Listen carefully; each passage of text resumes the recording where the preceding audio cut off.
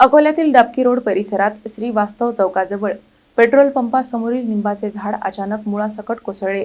सुदैवाने कोणतीही जीवितहानी झाली नाही। नगरसेविका मंजुषा शेळके यांनी तातडीने घटनास्थळी धाव घेत मदत कार्य सुरू केले।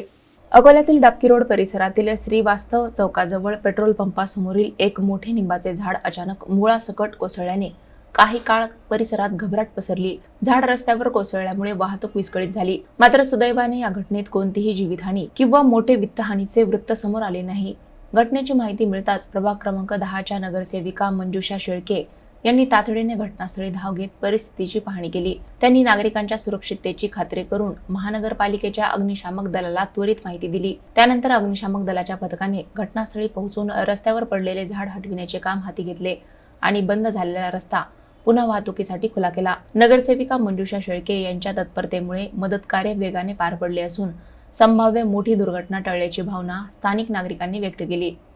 म्हणजे ट्रॅफिक असतेच रविवार म्हटलं की हा एक मुख्य रस्ता आहे। डाबकी रोडवरून सिटी कोतवालीकडे जाणारा हा एकमेव मुख्य रस्ता आहे आणि याच्यावर सतत 24 तास ट्रॅफिक असते। नंतर आपले आरोग्य निरीक्षक आहेत त्यांना पण तत्काळ बोलावलं। तसंच MSCBचे जे अधिकारी आहेत गौडी साहेब त्यांना पण याची सूचना दिली की ह्या तारा सगळं झाडामध्ये अडकलेल्या आहेत, तर तुम्ही लवकरात लवकर इथे येऊन हा वीज पुरवठा जर खंडित झाला असेल तर तो पूर्ववत करावा अशी सूचना त्यांना पण दिली।